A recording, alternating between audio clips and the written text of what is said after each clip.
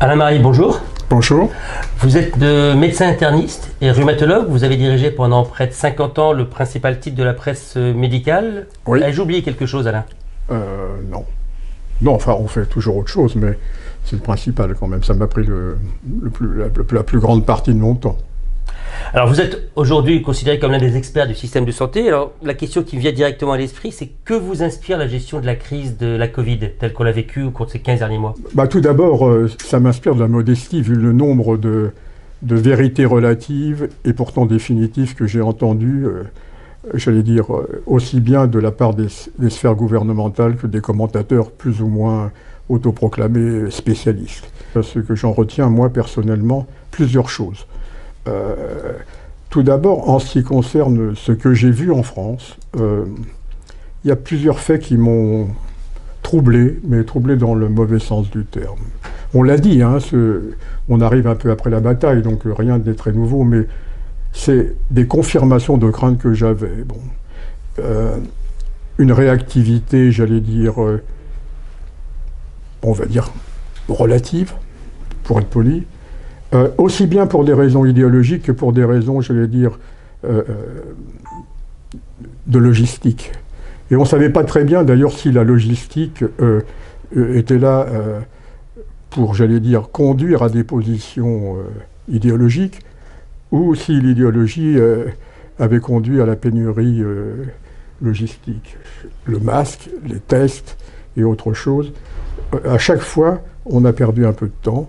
Et on a passé des commandes un peu tardives. Enfin, bon, je ne vais pas revenir sur les détails. Donc, un manque de réactivité. Deuxième réflexion que je fais, personnelle, alors, pas personnelle, parce qu'il y a des gens comme le professeur Combe et d'autres qui sont un peu... j'ai vraiment eu du mal à me situer dans le combat homérique entre les clans de ce qu'on a appelé les enfermistes et les rassuristes. Alors les enfermistes, avec beaucoup de réanimateurs, c'est vrai qu'on meurt en réanimation, c'est vrai qu'on meurt à l'hôpital, mais on réduisait un peu le problème au nombre de places en réanimation. Ça me gênait. C'est pas ça la médecine. La médecine, ce n'est pas que la réanimation. Et les rassuristes, vous vous rendez pas compte, on va avoir des dépressions, le chômage va grimper. Enfin, bon, alors que finalement, il y avait une troisième voie. Une voie d'ailleurs qu'on a évoquée régulièrement, mais qu'on n'a jamais cherché vraiment à mettre en œuvre. C'était le zéro Covid. Parce qu'il fallait ça, il fallait quoi pour ça? Il fallait être réactif, ce qu'on n'a pas été. Il fallait, j'allais dire, dépister rapidement, ce qu'on n'a pas pu faire bien au début, puisqu'on n'avait pas de test. Il fallait tracer. Bon, il y a eu toutes les méandres de l'appli, la première qui s'est perdue dans les sables. Et puis il fallait isoler. Et là, je pèse mes mots, isoler, j'allais dire, de façon relativement coercitive. L'isolement volontaire au domicile avec les enfants et la femme, c'est strictement, au point de vue épidémiologique, un non-sens. Je ne comprends même pas que ça ne soit pas apparu à tout le monde. Accor avait donné son accord, si j'ose dire, avait prêté ses hôtels. On en a parlé à un moment donné. Et puis, après, le débat n'a plus intéressé personne.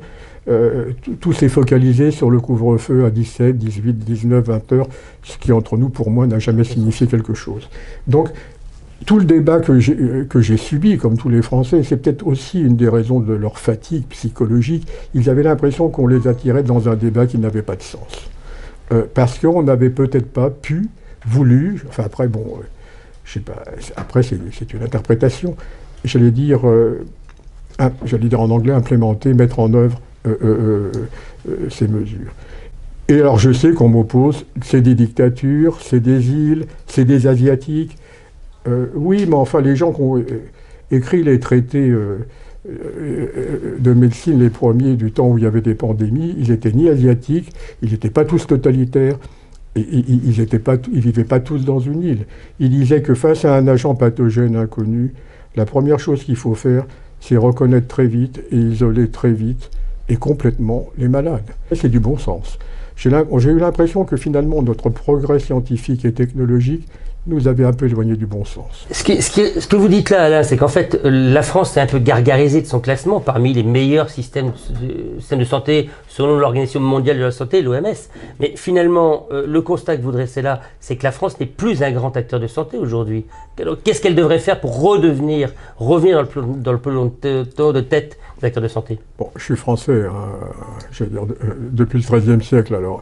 Mais bon, j'ai toujours remarqué que les Français se gargarisent tout le temps. Et d'ailleurs, on va gagner l'euro. On est pessimiste, mais on est content de soi. C'est quand même très schizophrénique comme attitude, je trouve. Donc, je ne sais pas bien ce que ça veut dire, le meilleur. Enfin, si, ou plus exactement, je sais bien ce que ça veut dire. Je veux dire, mais... Alors, on était dans le classement de l'OMS, premier, on a reculé, je sais bien. Qu'est-ce qu'on appelle le meilleur système de santé du monde? Pour moi, et pour Joël Ménard, qu'on a beaucoup brocardé, est-ce que c'est avoir 2 centres Carticels de plus que les Allemands, ou avoir un accès aux soins pour tout le monde et une médecine de qualité pour tout le monde de soins primaires? Pour moi, c'est sans conteste ça. Le vrai problème de la qualité de la médecine française. Alors ça ne rentre pas forcément dans les items de classement, mais ce que ressent la population, c'est bien ça. Donc, un peu de mal à répondre à cette question. Les classements, j'y crois pas beaucoup. Les comparaisons. Alors, il y avait les JO, par exemple, pendant la Covid. Il y avait les JO. Ah ben, les Anglais ont 2000 morts de plus que nous. Bon, ça rime à rien. Je veux dire qu'en fait, le vrai problème, pour que les Français, j'allais dire, perçoivent le système comme aussi satisfaisant qu'ils le jugeaient, je préfère formuler ça comme ça. Je pense que le problème de l'accès aux soins partout sur le territoire et la qualité de ces soins partout sur le territoire, c'est le problème essentiel. Et pour le moment, on peut dire qu'il y a quand même de graves problèmes qui se posent. Ce que vous dites là, Alain, en fait, ça revient à dire qu'en fait, en France, on a un problème de réactivité, vous l'avez dit, on a un problème de production. Vous l'avez évoqué avec les masques, on a un problème de recherche médicale. Donc, quelle solution apporter pour que tout ceci soit solutionné? Un constat tout d'abord. À travers le monde, 90% des innovations, grandes, petites, moyennes, viennent de start-up ou de structures de taille moyenne qui sont ensuite rachetées par des grandes firmes qui les développent. Hein. Donc, par conséquent, qui parle de recherche parle start-up. Ça nous renseigne sur 2 choses. Ce sont des structures privées qui n'ont pas une mentalité académique, et j'allais dire qu'ils sont de taille modeste ou moyenne. Donc, organiser la recherche par l'État en fonction de ça, c'est plutôt favoriser qu'organiser. Ce qu'avait essayé de faire Allègre en son temps. Bon, il a fait, j'allais dire, c'est un échec cuisant. Bon, je n'ai pas une estime particulière pour le personnage, qui était un peu provoquant, choquant, mais il avait fait un constat qui était vrai. Je veux dire qu'en fait, et qu'est-ce que ça veut dire favoriser? Ça veut dire favoriser, il y a une partie que l'État peut faire directement, c'est-à-dire alléger les charges, les complexités administratives dont on parle tout le temps. Bon, le choc de simplification, on l'attend vraiment toujours. Et puis aussi le financement. Je veux dire que les quelques amis que j'ai qui font des startups, alors actuellement, ma nouvelle activité est une activité de veille justement sur le progrès, l'innovation thérapeutique notamment, mais au niveau mondial. C'est ce qui manquait dans le portrait introductif en fait. Oui, mais j'en parle pas trop parce que ça, je communique pas trop là-dessus. C'est le financement qui est important. Je veux dire actuellement, il ne faut pas que l'État s'en occupe trop, même quand il envoie Niel en première ligne. Je veux dire que le profil des vrais innovants, on le vient bien avec le patron de Moderna, ce sont des gens qui sont quelque part asociaux. Il ne faut pas les envoyer comme des piliers de cocktail, ça rime à rien. Ils s'embêtent là-bas, ils ne savent pas se vendre, ils ne savent pas se présenter. Il faut qu'au niveau, j'allais dire, des banques, l'État doit pousser les banques, l'État doit pouvoir parler aux banquiers, pour que finalement, ils appliquent la règle qui avait été appliquée, moins maintenant, mais par la Californie notamment au niveau des startups, des 2 prêts quasiment les yeux bandés, hein, à tout projet. Et puis la 3e fois, bon, on demandait des preuves, et puis après on disait ouvrez une pizzeria. C'est-à-dire un certain pari du risque. Et ça, la culture du risque, on l'a quasiment perdue. Et surtout chez les banquiers. Alors, parmi, à mon avis, l'escroquerie intellectuelle, c'est le concept de capital risque. Quand on voit d'un peu plus près, finalement, et ça explique finalement que nos startups, il y en a, mais elles font beaucoup dans la communication, prise de risque minimale, j'allais dire innovation quand même pas toujours très convaincante. La vraie innovation, c'est une prise de risque maximale. Bon, si l'État, alors l'État peut aider les banques à prendre ces risques et abonder, je ne sais pas comment, je ne suis pas ministre, mais en tout cas, je suis convaincu que la Suède a un peu marqué des points à ce niveau-là. En faisant ça, c'est la recette qui a marché partout. Donc, quand on voit BioNTech et Moderna, par exemple, mais quand on voit le reste, c'est toujours ça maintenant. Donc, il ne faut pas un institut de recherche avec 50 000. Bon, si on ferme le CNRS et qu'on le ramène à l'INSERM, ça ne fera pas de mal. Simplifier un peu, simplifier le millefeuille. Ben oui, d'autant plus qu'on sait que la grande partie de l'innovation ne viendra pas de là, donc autant simplifier. Je veux dire que organiser une vraie recherche fondamentale, mieux coordonner les unités INSERM au niveau, ce que font les universités américaines entre elles, essayer quand même à ce que les chercheurs... il y a des détentes, mais c'est quand même pas très net. Je veux dire que la coopération entre l'université, il faut donner le droit à des chercheurs publics de pouvoir déposer des brevets, comme on le fait, j'allais dire, à Boston. Mais c'était un peu le but des IHU, des instituts hospitalo-universitaires aussi. Oui, mais je crois beaucoup moins dans les structures que dans les fonctionnements. Moi. Je veux dire, bon, c'est un peu comme si on réforme l'ENA pour le changer en INA, et qu'on met les mêmes, ça ne change rien. Je crois que c'est plutôt le fonctionnement qui doit changer. C'est une flexibilité, une prise de risque maximale, et je crois que le rôle de l'État à ce niveau-là, c'est d'abonder la prise de risque. Et c'est pas un peu le rôle de la BPI, justement, lorsqu'elle a été créée aussi, ça? Si, mais enfin, avec quel financement? Ah oui. C'est ridicule. C'est pas à cette hauteur-là. C'est un peu... Bon, moi, les entreprises que je connais, j'en connais 2 ou 3 comme ça, qui sont un peu développées, des start-up au début, elles vont se financer au Nasdaq à la fin. Parce que, bon, Euronext, c'est rien, les films comme financement, les montants. Ça veut donc dire que la France n'est pas à la hauteur de ses ambitions. Elle joue petit bras. J'ai déjà dit qu'au niveau du fonctionnement, premièrement, tout ce que je viens de dire là n'est pas fait complètement, ou bien, et que d'autre part, alors là c'est un autre sujet, il faut peut-être ne plus avoir la prétention, ce que font les Japonais d'ailleurs, de ne tout faire. C'est-à-dire qu'ils se focalisent. À un moment donné, les Japonais sont focalisés sur les antibiotiques et sur les statines. Ils n'allaient pas forcément chercher des anticancéreux. Et après, bon, ils changent. Alors après, bon, il y a le rêve européen. Je parle de rêve européen, je suis pro-européen. Mais je parle volontairement de rêve européen parce qu'avant, bon, on ne va pas attendre que déjà que c'est très long pour se mettre d'accord sur la taille d'un pass sanitaire. Donc avant qu'on organise notre recherche en attendant que les 28 ou les 27 se mettent d'accord, ça va être compliqué. Je crois qu'il faut déjà réfléchir au niveau national. Au niveau national, il est clair qu'on ne peut pas on ne peut pas financer des recherches de pointe dans tous les secteurs et dans toutes les maladies rares du monde. C'est pas, enfin bon, je veux dire qu'il faut reconnaître à ce niveau-là quelque chose, un état de fait. Mais ça veut dire qu'il faut qu'on... Il faut un état stratège, en fait. Un état stratège, c'est pas un état qui gouverne dans ma conception, c'est un état qui, je veux dire, permet la prise de risque, contrôle. Parce que ça, le contrôle en France, on pourra en reparler. Il y a des radars, mais à part ça, c'est tout. Donc, on ne contrôle pas très bien, évalue, et puis après, j'allais dire, autorise l'efficacité maximale des acteurs. Pour moi, c'est ça un État moderne. Ce n'est pas forcément l'État français que je vois. C'est un État qui encadre, qui propose un capitaine, en fait, sur un bateau. Oui, ou un pilote d'avion.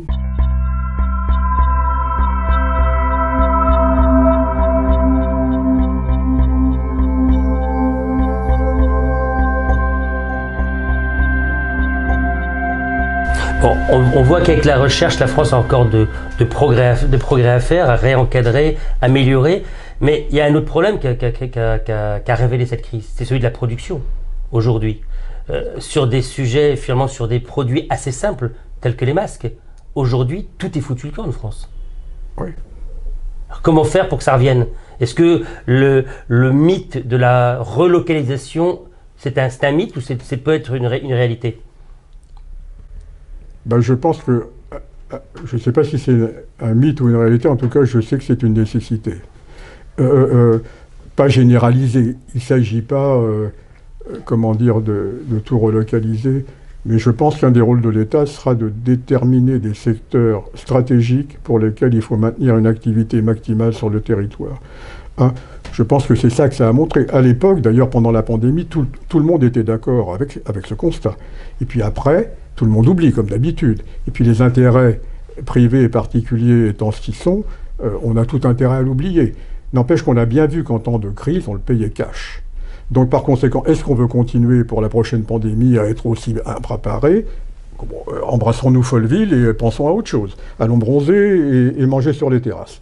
Bon, ok, ça c'est possible et je pense que connaissant un peu les Français, c'est peut-être ce qui arrivera.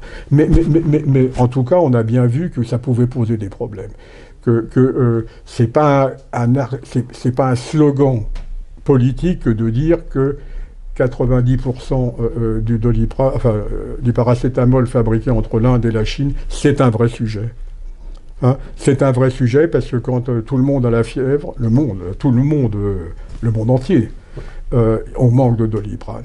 Et par rapport à la population, à ce moment-là, on peut en manquer. On était à 2 doigts, on a manqué de Cura. Donc, je pense qu'il y a les activités. Je pense qu'il faudrait quand même que... J'aime bien le concept, je sais pas, peut-être qu'un homme politique l'a utilisé et que ça va me donner une connotation que je n'ai pas, mais tant pis, l'État stratège, je préfère un État un peu stratège qui réfléchit plutôt qu'un État qui dit faites ça, arrêtez-vous. Je veux dire, c'est pas Jupiter dont on a besoin, c'est de Voltaire.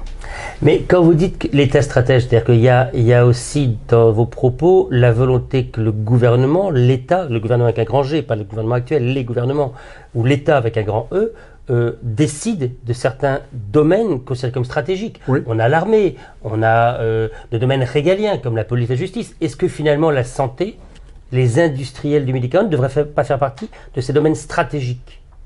Alors, pas toute la santé. Encore une fois, je n'ai pas fait l'inventaire. Il y a peut-être d'autres secteurs, d'ailleurs, où le problème se pose. Moi, je ne suis pas président, je ne suis pas homme politique. Donc, il faut quand même qu'il y ait un certain plan.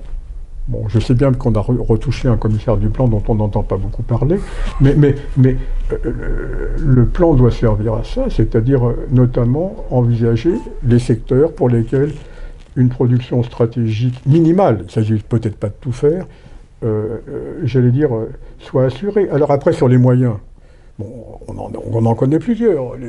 La méthode américaine des commandes systématiques par l'État, jouer sur la taxe de production et autre chose. Je ne vais pas rentrer dans ces détails, je ne suis pas économiste et je suis encore moins ministre de l'économie. Donc, mais je pense qu'en fait, ce que nous a appris aussi cette pandémie, et aussi la crise des démocraties occidentales, en fait, je fais le lien, c'est qu'en fait, on a une période charnière où les politiciens ne peuvent plus se laisser dicter la loi par les seules économies. Je veux dire que s'ils veulent continuer à ne pas avoir beaucoup de soucis, je crois qu'ils doivent prendre leurs responsabilités. Je veux dire, quand j'ai parlé d'un pilote dans l'avion, c'est un peu comme une entreprise. Il y a un PDG, un directeur financier. D'accord. Le directeur financier, on a un peu l'impression qu'actuellement, c'est souvent le directeur financier qui est, et j'en parle des hôpitaux aussi bien, que le directeur financier est finalement, j'allais dire, le vrai PDG. Et que le PDG est là pour jouer au golf et passer à la télévision. Donc c'est un peu dérangeant et c'est un peu peut-être une des causes de la crise actuelle des démocraties occidentales. Mais ce que vous dites là, ça revient finalement à réclamer tout simplement du courage politique. Une stratégie avant d'avoir du courage. Ça ne sert à rien d'avoir du courage si on n'a pas de stratégie. C'est vrai, mais pour pouvoir mettre la stratégie en branle, il faut avoir du courage quand même. Il faut avoir une stratégie et du courage. Il faut les deux. Oui. Et pour l'instant, nos gouvernants n'en ont aucun. Ni courage ni stratégie. Il ne m'appartient pas de juger les mérites respectifs de nos candidats. D'ailleurs, ça me gênerait. Non, le problème n'est pas là. Mais moi, je vous dis ce que j'en pense par rapport à la santé en général. Je ne pense pas qu'on peut améliorer le secteur de la santé. Bon, je veux dire, on parle des déserts médicaux, par exemple. Alors, j'ai animé, comme tous, des débats sur les déserts médicaux. Donc, c'est même qu'on souvent là-dessus. Et en fait, il y a quelque chose de ridicule dans tout ça. Je veux dire, on ferme les écoles, on ferme les postes, on ferme tout, et on voudrait que les médecins y aillent. Non mais réfléchissons 2 minutes. Donc, j'allais dire, dissocier le problème L'aménagement du territoire et de la santé, c'est lié. L'aménagement du territoire, bon, on ne peut pas imaginer qu'à Bessin, il y a s'enterrer à l'endroit où il n'y a plus de poste. Mais, je veux dire, et pourtant, il y a des gens, je crois qu'il y a un vrai problème de l'élite dans ce pays. C'est-à-dire qu'ils réfléchissent, ils sont chacun dans leur case, on leur a dit, sujet imposé, vous allez nous parler des déserts médicaux. 2 heures, très belle copie, très beau slide, on est content et tout. Mais on n'a pas réfléchi que c'était pas simplement possible, parce que de toute façon, il n'y avait plus rien pour mettre ses gosses à l'école, ceux pour médecins. Donc, je veux dire, il faut revenir dans le réel, quoi. On a un peu l'impression que l'élite n'est plus dans le réel, et que la gouvernance ne l'est plus. Ils sont hors sol. Ouais, peut-être. Je ne sais pas où ils sont, mais enfin, ils sont pas vraiment à côté des vaches. On a parlé de stratégie, on a parlé d'état stratège, on a parlé de courage politique. Souvent, les industriels du médicament expliquent qu'en France, les prix étant tellement encadrés, que finalement, ils ne s'y retrouvent pas en rentabilité. Ils oublient juste de préciser que la France est le 4e ou 5e marché mondial du médicament. Mais alors, justement, ça pose une vraie question. Comment fixer, définir un juste prix pour un produit pharmaceutique, qui soit médicament ou dispositif médical, comme les masques d'ailleurs? Chacun défend ses intérêts. Je pourrais blâmer personne. Encore une fois, bon, tu es peut-être mieux informé que moi, mais en tout cas, ce que je remarque, c'est que moi-même, pourtant je n'étais pas loin du dossier, je ne connais pas vraiment tous les critères de fixation des prix du médicament. Parce que la commission de la transparence, si bien nommée... Elle manque un peu de transparence. Ça me fait penser, oui. Un peu. Un peu beaucoup. Bon. Alors, d'ailleurs, il y a un paradoxe, c'est-à-dire que l'évaluation médico-scientifique, elle est de plus en plus normée. Bon, au passage, pendant la Covid, on a tout oublié. On a fait une phase 2 accélérée pour les vaccins. Je veux dire, ça prouve bien que quand il faut, on oublie un peu. Bon. Donc c'est très hyper normé, peut-être un peu trop d'ailleurs. D'ailleurs, on a voulu l'appliquer pour les tests, on a pris 2 mois de plus que tout le monde pour les valider d'ailleurs. Hein. Donc ça prouve qu'on veut trop bien faire. Bon, mais en fait, tout ce qui est médico-scientifique, c'est très normé. Et puis après, au niveau des prix, il y a ça. Après, on a l'âge du capitaine, c'est tout, mais on ne sait pas vraiment par où il est rentré, quoi. Et pourtant, on a fait de la médico-économie une vraie science aujourd'hui. La science qui doit fixer le cap mais on touche peut-être à la limite de l'exercice. On a tous en mémoire, oui, d'accord, il y a des études médico-économiques, on ne sait pas exactement jusqu'à quel point ils sont pris en compte. En tout cas, on sait très bien que le prix du médicament, parfois, nous surprend, de tel ou tel médicament. On sait très bien après qu'il y a des considérations diverses, on ne va pas rentrer dans les détails, on est entre gens polis. Donc, j'avais une consoeur que je regrette, Anne-Marie Casteret, mais c'est le passé, je peux la citer. Elle disait que finalement, l'installation des usines pharmaceutiques était à la 5e République, ce que les gares étaient à la 3e République. On y reconnaissait la présence des ministres. Donc, il y a ça dans le prix du médicament. Bon, alors un peu moins maintenant, mais encore un peu. Il y a l'intérêt industriel. Finalement... tout ça, Marmot avait raison de dire qu'il n'était pas le ministre de l'Emploi. Je veux dire qu'en fait, à force de tout mélanger, on finit par tout mal faire.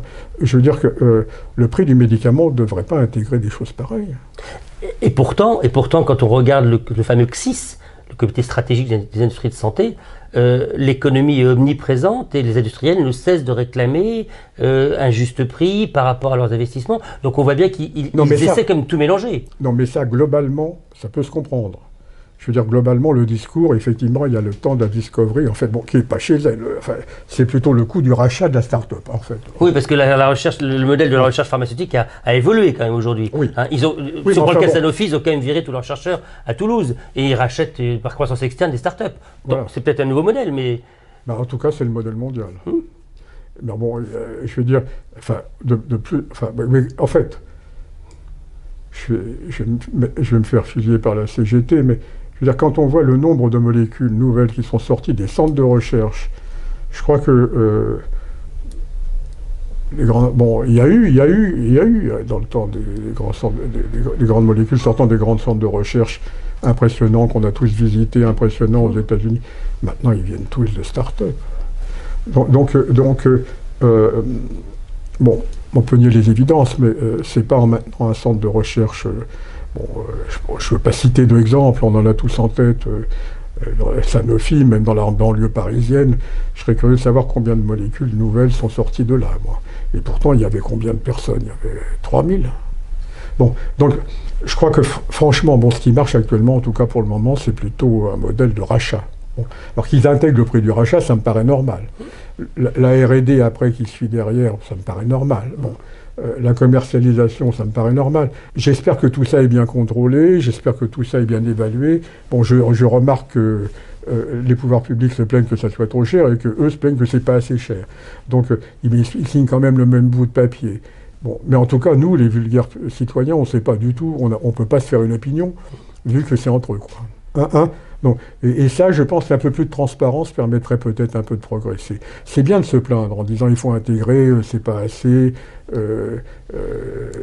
Mais nous, et pourtant, on n'est pas Madame Michu, on n'habite pas la Corrèze, on n'était pas très près de ces dossiers. On n'a quand même pas une vision très claire. J'allais dire de qui a raison ou qui a tort entre les gens qui disent à la Sécu c'est trop cher et ceux qui disent de l'autre côté que c'est pas assez cher. C'est un peu gênant ça, parce que en fait,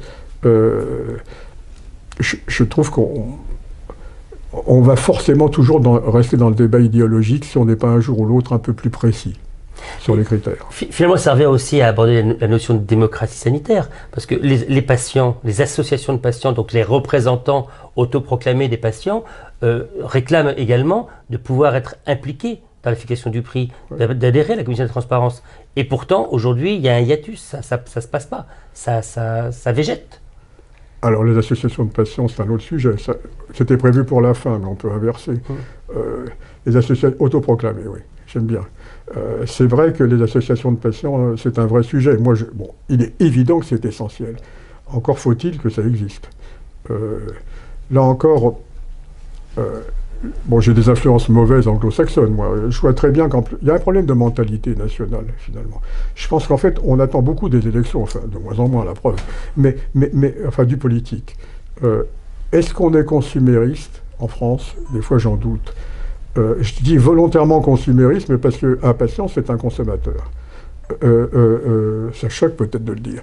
Mais en fait, on remarque que les pays où, finalement, le consumérisme est développé, il y a des associations de patients qui sont actives et puissantes, et qui ne dépendent pas d'un professeur, et qui ne dépendent pas d'un groupe de professeurs, et qui ne sont pas sponsorisés. Si, mais ce n'est pas dans le même rapport de force par les laboratoires, notamment.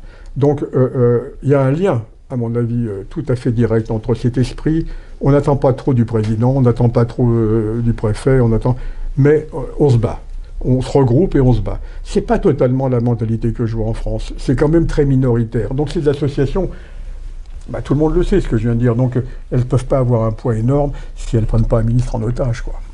Mais ça veut dire qu'entre les associations de patients qui devraient avoir peut-être plus de prérogatives dans les réflexions sur la fixation des prix, de médicaments en particulier, et puis la commission de transparence qui manque de transparence, il y a des évolutions à faire. Donc peut-être qu'il y aurait des armes supplémentaires à donner aux autorités de tutelle, justement pour s'affranchir du débat politique, non? Sans jeu de mots, je pense que la principale arme qu'il faudrait, c'est la transparence. Je veux dire que on peut toujours aussi rajouter un outil supplémentaire, mais j'allais dire que alors il ne s'agit pas d'avoir tous les détails. Bon, on a vu enfin, d'ailleurs ça finit par ne pas se faire, sur le prix de rachat par la Commission européenne des vaccins, Pfizer et Moderna. Bon, c'était secret défense. Pourquoi? Pourquoi est-ce secret défense? C'est pas des armes nucléaires. Non. Hein, donc, ça, la principale arme, mais je dirais pas seulement pour les consommateurs, pour les gouvernants, parce que ça contribue finalement au discrédit des gouvernants, de toutes les structures. Je pense que c'est la principale arme. Après, on peut imaginer des détails, des outils, c'est la transparence. Autrement dit, il ne s'agit pas de leur donner un rapport comme un contrat d'assurance de 300 pages où ils vont se perdre, mais il faut leur donner quand même un résumé clair, honnête, intégrant tous les critères, en les expliquant, se battant pour. Mais ça aussi, c'est le courage politique. Avoir le courage de dire qu'on a pris telle mesure parce qu'il faut effectivement, j'allais dire, prendre en compte le développement et l'emploi derrière, il faut pouvoir l'argumenter. Bon. Mais en tout cas, finalement, je veux dire, oui, j'insiste, il faudrait plus de transparence. Alain, cette plus grande transparence, est-ce que finalement elle ne passe pas par une décorrélation du prix, de la fixation du prix du médicament et de la production? C'est souvent là aussi ce que mettent les industriels dans la balance. Si vous nous accordez un prix suffisant, on va garder nos emplois localisés en France. Mais finalement, est-ce que ce n'est pas un marché de dupes tout ça? Si, un peu. Parce que d'abord, premièrement, quand on voit, enfin ça on le sait à peu près, quand on connaît la part la part du prix qui correspond au coût de production, on voit que c'est pas le sujet. Donc déjà ça, on voit qu'on peut très bien décorréler. Hein. Là par contre, on sait même si on n'a pas les détails, on sait que cet argument n'est pas bon. Voilà, j'ai rien d'autre à dire. Et alors l'autre point, on l'a évoqué tout à l'heure, c'est cette notion de recherche fondamentale ou recherche académique. On a toujours présenté la France comme un pays de recherche, mais finalement cette recherche académique qui devrait déboucher après sur une recherche appliquée, elle n'a pas tellement abouti au cours de ces dernières années, puisque je crois que, à part depuis le taxotaire, il n'y a pas eu grand-chose à voir le jour. Oui, alors, bon, c'est clair. Ça, c'est le constat, je crois que tout le monde peut être d'accord. Alors la solution, il y a effectivement, il y a plusieurs rôles pour la recherche académique. Il y a la recherche fondamentale. Bon, c'est vrai que la recherche française, parce que toujours de notre côté un peu, j'allais dire, grandiloquent, la recherche appliquée n'est pas noble en France. Quand on dit, on voit Polytechnique, c'est hop. Bon, un institut polytechnique dans tous les autres pays, c'est assez technique, quoi. C'est utile, hein, mais on n'a pas de polytechniciens comme les autres. On n'a que des polytechniciens et un directeur de banque. Donc c'est notre nature. Ça, on privilégie tout ce qui est fondamental. C'est parfait. Ça, à mon avis, il ne faut pas changer. Le vrai problème, c'est de la recherche académique appliquée. Parce que quand on voit les grandes recherches, les Nobel et autre chose, on voit quand même qu'il y avait des Français au départ. Hein. Mais ils sont partis, ils sont allés faire du business ailleurs. Dans la RN messager, ça a complètement été ça. Donc d'une part, je crois que pour la recherche appliquée, je serais moins recherche d'État. Sauf, parce que je vois plus le modèle, j'allais dire, Harvard, c'est-à-dire que MIT est autre chose, c'est-à-dire la capacité de travailler ensemble, vraiment ensemble. Je pense que breveter par le CNRS des produits, c'est pas mon... Enfin, ça peut se faire, mais on l'a vu en plus dans les pays socialistes, je suis pas sûr qu'il soit très très efficace. Même si les chercheurs du CNRS ont possibilité de créer des startups, justement, qui pourraient donner lieu à une déclinaison pratique. C'est ce que je voulais dire, mais au MIT, on peut créer une startup. Oui, bien sûr. Mais que ça ne soit pas forcément dépendant, qu'on lui donne l'autorisation, qu'on encadre, qu'on contrôle, qu'on voit qu'il n'y ait pas d'évasion fiscale, ça serait une première. Enfin, pardon. Non, mais c'est un vrai problème. Mais qu'en tout état de cause, il vive sa vie à côté de l'université. Il faut régir. Mais je ne vois pas, j'allais dire, parce que le problème de l'ARN messager, ce que je crains dans la recherche fondamentale, c'est qu'il y a tout de suite un aéropage alors en plus, vu mon âge, j'ai bonne mine, de gens éminents, âgés, qui ont tout vu, tout compris, sauf l'avenir.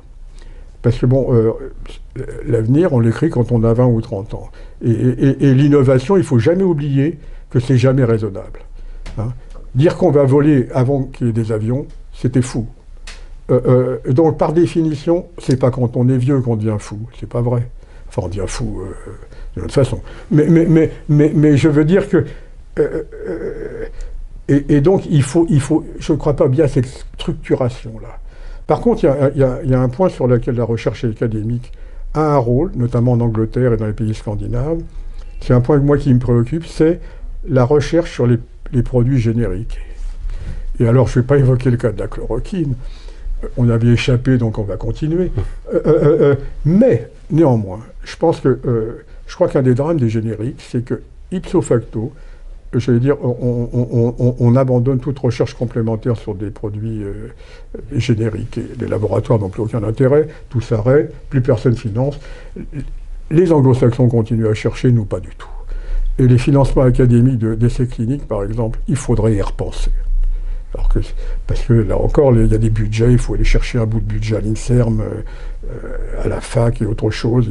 Enfin, et ça, je pense que c'est pas des recherches fondamentales, mais finalement, la médecine, c'est pas que des carticelles, hein, heureusement d'ailleurs. Oui, à côté des découvertes incrémentales, comme on dit, il y a quand même une déclinaison des molécules, des AMM. D'ailleurs, c'est un problème de fond. Alors là, je n'ai pas la prétention d'y répondre, parce que c'est qu'en fait, je crois que Joël Ménard, bon, c'est pas mon maître à penser pour tout, mais il posait bien le problème. Quand je parle de débat stratégique, il ne faut pas opposer les choses, mais il faut quand même les distinguer. Je veux dire qu'il y a la recherche de pointe, celle qui fait les grands titres dans les journaux, on aime bien, hein, qui concerne 30 enfants dans le monde, les maladies rares. Et puis il y a la santé publique, justement. Il avait provoqué Joël Ménard, d'ailleurs il est resté 3 mois. Il avait dit, moi ce qui m'intéresse, c'est les maladies fréquentes. C'est pas les maladies rares. Bon alors, Tollé, comment a-t-il osé? Mais il posait une bonne question quand même. Je veux dire, croire que finalement, et faire croire que dans le domaine du diabète, dans le domaine de l'hypertension, il n'y a plus de progrès à faire, c'est peut-être un peu fataliste. Je veux dire, croire qu'on a tout réglé, c'est vrai qu'on a réglé la majorité des problèmes, mais décider, et les antibiotiques par exemple, tragédie les antibiotiques. On parle de la pandémie là, mais on va avoir une bactérie un jour multirésistante, on va être bien embêté. Tout le monde s'en fout.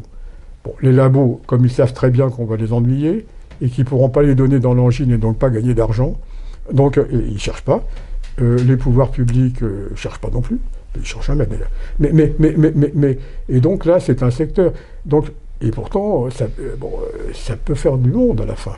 Donc cette opposition, cette intervention de l'Académie sur les maladies rares, mais aussi sur les vieilles molécules, ça me paraît important. Je crois que la vie du médicament, il faut la laisser quand même de façon pratique, mais avec des interfaces. On peut imaginer qu'on finance les facultés. Enfin, il ne faut pas croire que... Moi, je crois beaucoup qu'il y a une défiance. Je crois que la défiance, elle vient d'abord du manque de transparence et qu'elle vient aussi, j'ai l'air, de la non-indépendance des organes de contrôle. Donc, je crois qu'il faut que chacun fasse son métier. Quand on gagne, c'est pas à la fac à gagner de l'argent.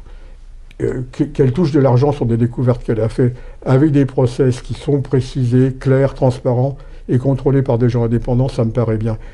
Il ne faut pas demander à un prof de fac d'aller tirer les sonnettes pour avoir au CAC 40, quoi. Après les brognards, c'est pas son boulot. Ça veut donc dire remettre de l'ordre dans la maison, en fait. Oui, il faut remettre un peu les choses à plat, je crois. Et comme dirait l'autre, l'église au milieu du village. Ouais. Bon, enfin, je voulais pas faire d'allusion religieuse.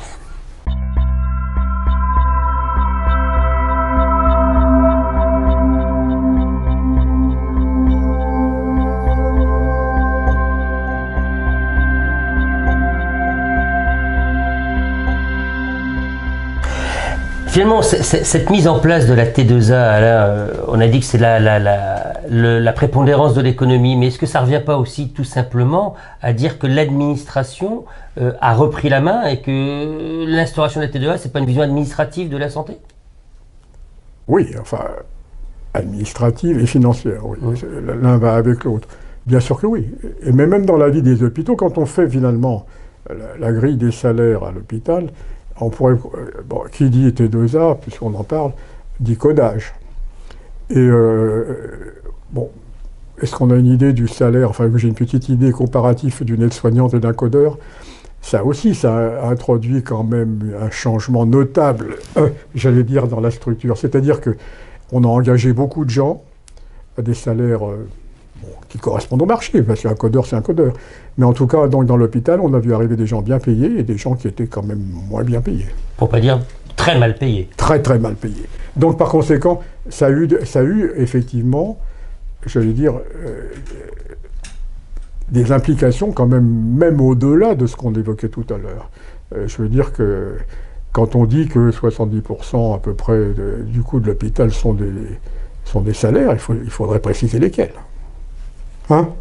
Et parmi ces salaires, Hein? il y a peut-être ceux des directeurs d'hôpitaux aussi, et ça nous permet d'aborder quand même cette notion, encore une fois, à travers la vision administrative de la santé, du rôle de l'EHESP, l'école des hautes études en santé publique, que je devrais défendre en tant que breton, puisque c'est l'école de Rennes, mais qui quand même pose un problème aujourd'hui, non? Oui, alors bon, c'est comme pour l'ENA. Bon, moi, je me prononce jamais trop sur les écoles comme ça. On ne sait jamais finalement si c'est à cause de ces écoles qu'on est devenu bête ou si c'est parce qu'on est des bêtes qu'on a créé des telles écoles.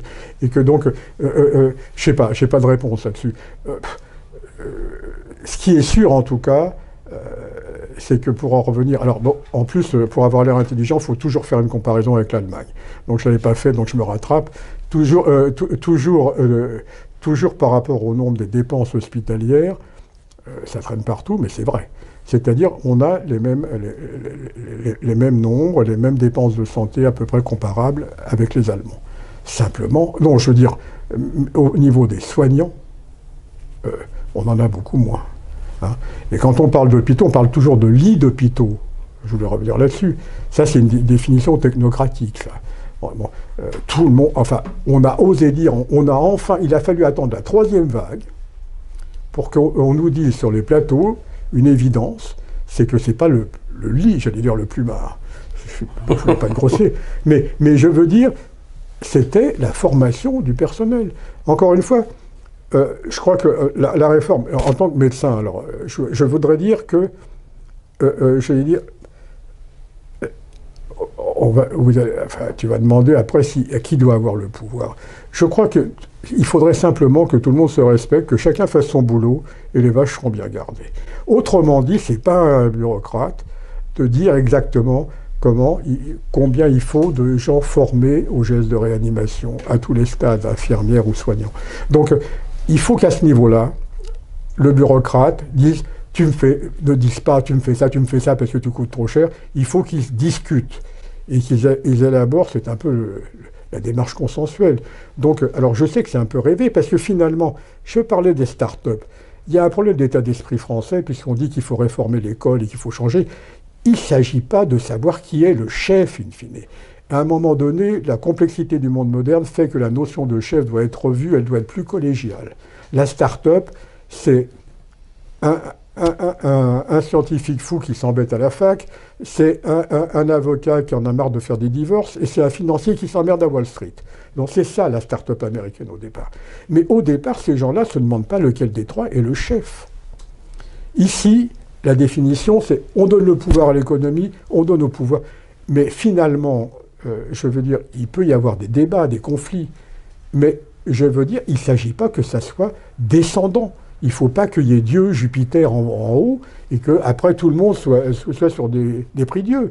Je veux dire, il faut sortir de ce modèle complètement, j'allais dire, napoléonien, pour en parler. Bonapartiste, quasiment. Un peu. Mais, non. Et donc finalement, c'est ça le vrai. Ce que la Covid a révélé, bon, parce que finalement, bon, les soignants avaient des intérêts parfois corporatistes, hein, parce que bon, c'est ça le problème, c'est qu'il y a des demandes corporatistes qui se mélangent, mais en fait, le vrai problème qu'on devrait admettre, et que finalement, pendant la pandémie, tout le monde a dû admettre, c'est que finalement, j'allais dire, on n'était pas capable d'avoir autant de soignants en réanimation que les Allemands. Voilà. Je dis volontairement 2 soignants, pas 2 lits. Hein, et que c'était un problème. Bon, mais ça peut se régler. Ça peut se régler par des formations complémentaires. Encore une fois, bon, le jour où je serai ministre, je réfléchirai aux détails. Là, maintenant, on ne va pas commencer à rentrer dans les détails. Je pense que quand on a une volonté politique, on peut faire. J'en ai assez, moi, personnellement, d'entendre des gens bien pensants, bien dire, ça, on ne peut pas le faire parce qu'il y a la loi. Ça, on ne peut pas le faire parce qu'il y a l'Union européenne. Ça, on ne peut pas le faire parce que ceci, il y a la Cour de cassation. Bon, enfin, il ne s'agit pas de mettre tous ces gens-là à la retraite, mais il s'agit quand même de dire, si j'ai une volonté politique, si je suis élu sur un programme, je peux faire des choses. Sans ça, je ne sers à rien. Si c'est simplement pour être enfermé par des interdits, je veux dire qu'on sert à quoi? Donc je pense qu'il faut revoir cette structure de l'hôpital, fondamentalement. Mais ça veut donc dire qu'on a vu les travers de la dotation globale. qui a débouché sur la mise en place de la T2A. Il ne s'agit pas de requitter la T2A pour revenir à la dotation globale. On a vu que le médecin ne pouvait pas tout diriger, mais on a vu également les travers d'une administration prépondérante aujourd'hui à l'hôpital avec, entre autres, les dirigeants issus de l'école de Rennes, même si encore une fois on n'a rien contre l'école de Rennes. Mais au final, ce pendule qui va d'un côté et de l'autre, il va falloir qu'il s'équilibre. Donc demain, la solution, c'est quoi? C'est un peu de T2A, un peu de dotation globale, un peu de médecins, un peu d'administratif. Comment on fait pour gérer le système? Bon, alors là, premièrement, je ne vais pas répondre à une question comme ça précisément, parce que de toute façon, il faudrait que toutes les parties prenantes se réunissent pendant plusieurs mois, et pas pendant quelques jours ou semaines, pour se mettre d'accord sur un protocole. Je crois qu'en fait, l'important, c'est d'arriver à une solution consensuelle vraie, avec les acteurs, et en privilégiant à la fois deux types de personnages, ceux qui payent et ceux qui font. Ceux qui réfléchissent, on s'en fout. Mais ça voudrait dire qu'il faudrait faire, cette fois-ci, un vrai Ségur de la santé, et pas un pseudo-Ségur qui débouche sur rien. Oui, ou sur 100 € par mois. Voilà. Bon, ouais. Oui, bien sûr. Mais encore une fois, c'est ce que je disais plus haut. À mon sens, un vrai Ségur de la santé, ça doit durer longtemps. Moi, j'ai toujours le modèle. Alors, Suédois, là, je fais vraiment très snob. Hein. Les Suédois après les Allemands, c'est parfait. Bon, la réforme des retraites, il y a cette culture, je veux dire que... Enfin, moi, on met en cause, je sais peut-être la façon de faire de la politique en général en France, c'est-à-dire que la réforme des retraites en Suède, ça leur a pris plus de 5 ans. Bon. Nous, chaque ministre qui arrive fait sa réforme des retraites. Je veux dire, il faudrait sortir de ça. Je veux dire, on ne peut pas prétendre remettre à plat le système de santé si on fonctionne avec cette pseudo-alternance entre des gens qui veulent laisser leur nom dans l'histoire en mettant leur loi. Je veux dire, c'est pas comme ça qu'on va faire. Un Ségur comme ça, vite fait sur le gaz, je veux dire, HPS, enfin bon, on peut reprendre toutes les lettres de l'alphabet, mais je veux dire, ça me paraît pas une bonne méthode. Je crois qu'en fait, il faut, moi, je serais pour quelqu'un qui dise, il y a des mesures d'urgence, et puis j'allais dire, il faut remettre tout à plat. Ça ne marche plus. Sur le plan financier, ça ne marche plus. Il faut faire des choix en transparence. Bon, on peut penser à la liste des maladies prioritaires à prendre en charge, comme l'avait fait l'Oregon ou comme Hawaï. Je n'ai pas de modèle là-dessus. Il faut réfléchir à tout ça. Bon, mais en tout cas, il faut remettre à plat. Et il faut qu'à la fin, après s'être bien engueulé, les gens fassent un accord. Mais que ça ne soit pas entre apifiou, entre sachants, professeurs de faculté intrapériphériques. Et parmi ces mesures d'urgence, l'une des premières, c'est quand même une revalorisation salariale. Évidemment. Sans parler de social, évidemment, il faut revaloriser quand même les salaires des soignants, quels qu'ils soient, à l'hôpital. Il y a un autre point, alors ça fait longtemps que je n'ai plus soigné aucun des malades que j'ai rencontrés. Bon, donc je n'ai pas de conflit d'intérêt vrai là-dessus. Il est évident qu'il faut revaloriser les choses. Je pense qu'on parlait de l'État stratège. Il faudrait qu'il arrête. Je parlais d'un pilote dans l'avion, mais il faudrait surtout qu'il arrête le diviser pour régner. Je veux dire que parce que finalement, c'est en train de lui exploser à la figure, cette stratégie. C'est-à-dire que, on commence. Et puis, ils le font même plus exprès. Je veux dire, comme pour la Covid. On commence, les médecins... les médecins m'ont un peu énervé, on appelle les pharmaciens qu'on avait oubliés avant, et puis après, finalement, les vaccinodromes, on disait que c'était pas bien, alors maintenant, les médecins et les pharmaciens, on n'en a plus besoin. On ne peut plus faire comme ça. Je veux dire que, ce bricolage-là, méprisant, ne veut rien dire. La cestique, on l'a vu, les génériques, les génériques, c'était bien, mais je veux dire, ça laisse des séquelles derrière. Alors déjà que les Français ont tendance générale à détester le voisin, c'est sûrement pas, à mon avis, le rôle d'un gouvernant de jouer à ça. Ils adorent. Je ne sais pas s'ils le font par plaisir ou par nécessité, mais je veux dire, mais à la fin, ça rend les choses ingouvernables. Il ne faut pas qu'ils se plaignent si c'est ingouvernable, parce qu'ils en sont responsables. Après tout, pour moi, je veux dire, quand j'étais chef d'entreprise, on dit maintenant le peuple ne comprend plus le mode électoral, n'est plus digne de la démocratie. Et je veux dire, c'est un peu comme quand on dirige une entreprise, on dit mais oui, c'est le journaliste intel. Je veux dire, enfin, quand on avait un problème dans une rédaction, bon, on engueulait le mec, éventuellement, si c'était très mauvais, on le virait, mais à l'extérieur, on le défendait. Bon, que les chefs d'État fassent la même chose. Je veux dire que bon, je ne supporte pas les chefs d'État qui se plaignent de leur peuple. Ça s'appelle du management, ça, non? Ça s'appelle du management? Ça s'appelle... Ou de la gestion des ressources humaines? C'est pas ma façon de gérer. Alors, l'une des solutions, est-ce que ce ne serait pas de passer par ce qu'on appelle aujourd'hui, qu'on nous met à toutes les sauces, mais sans véritable fondement, par des équipes de soins pluridisciplinaires? Des équipes de soignants, au sens large, avec un grand S. Si, bien sûr. Il faut remettre, encore une fois... Alors, il y a des mots, parce qu'on prend les mots de l'anglais, mais on les vide de leur substance. Le win-win, le gagnant-gagnant. Il est clair que, quand j'ai dit qu'il faut une remise en place, à plat, c'est clair qu'il y a redéfinir les types d'hôpitaux. Je ne vais pas le faire là ce soir, sans ça, ça va être compliqué. En plus, je n'ai pas les compétences. Il faut redéfinir les missions des différents hôpitaux, tout en préservant le secteur public et privé. Il faut voir là où, finalement, mais c'est pragmatique, et les endroits qui sont forcément plus rentables. Je crois que la vocation de l'État, c'est pas de faire de l'argent là-dessus. Donc il faut réfléchir à tout ça, mais en mettant carte sur table.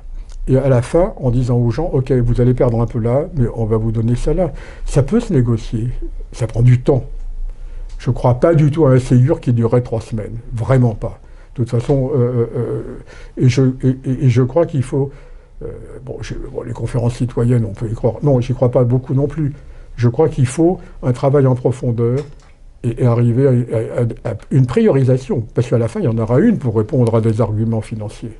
Je crois qu'il faudra prioriser un jour ou l'autre. Ok, jacobinisme, régionalisme, mais au-delà de ça, et sûrement la question première, est-ce que ça ne consisterait pas à redéfinir le rôle de l'hôpital? Parce que finalement, la loi HPST qu'on a évoquée tout à l'heure, hôpital, patient, santé, territoire, on vous disiez que chaque ministre veut laisser son nom à sa loi, c'est la fameuse loi Bachelot, donc elle visait à mieux coordonner tout ça, mais est-ce que finalement elle n'a pas péché de manière originelle en oubliant de redéfinir le rôle premier de l'hôpital? Ou des hôpitaux, puisqu'encore une fois, il y a plusieurs hôpitaux. Oui, alors, non, je déteste pas Bachelot. Il y avait des choses qui allaient dans le bon sens. Mais ça m'a conforté dans l'idée que j'ai exprimée un peu avant, c'est qu'en fait, si on met un pansement, un cauteur sur une jambe de bois, ça ne va pas la guérir. Je crois qu'en fait, il y a une nécessité de remise à plat générale. Donc, il y avait un présupposé réglé qui n'était pas. Donc, on décidait des choses qui ne pouvaient pas avoir lieu. Et en plus, la cerise sur le gâteau, c'est qu'on donnait les clés à Bercy. Donc en fait, il y avait une contradiction fondamentale. C'est-à-dire qu'en fait, finalement, la vraie raison n'était pas celle qu'on affichait. Comment ça pouvait marcher? Là, je caricature. Enfin, c'est vraiment ça.